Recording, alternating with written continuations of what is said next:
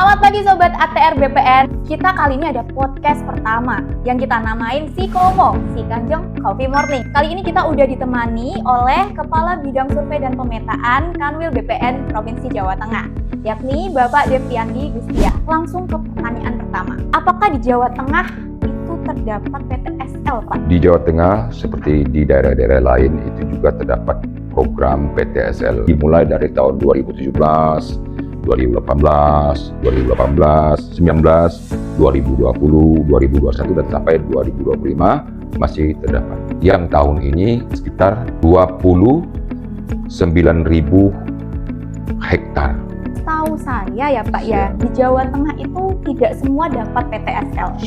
Apakah itu benar? Di Jawa Tengah ini dari 35 kabupaten ini yang sudah dikategorikan lengkap itu sebanyak 13 kabupaten.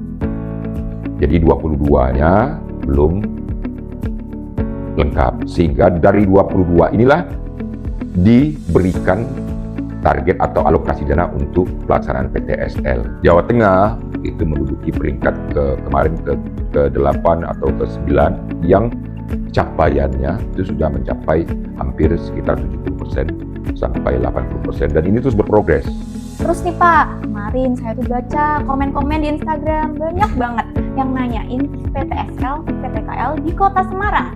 Nah itu masih ada apa nggak Pak? Ya. Kota Semarang itu dideklar bahwa dia sudah lengkap itu di tahun 2024. Bahwa Kota Semarang seluruh bidang tanahnya sudah terpetakan.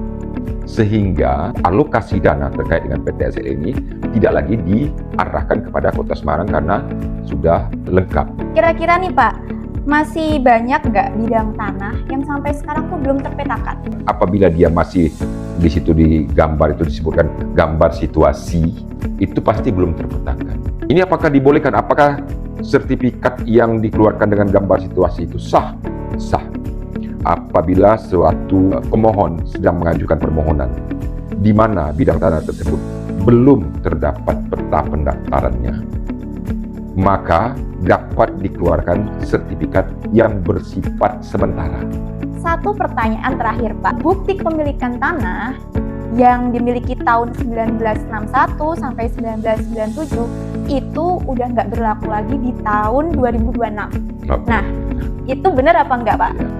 Bukti terkuat dari suatu bidang tanah itu ditunjukkan dengan sertifikat.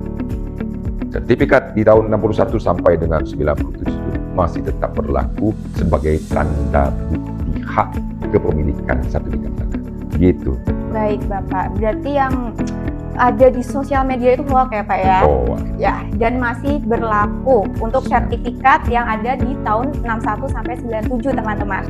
Oke, teman-teman yang ada di rumah, semoga podcast kali ini bisa menjawab segala kebimbangan atau kegelisahan teman-teman. Kita akan berjumpa lagi di podcast berikutnya. Oke, terima kasih.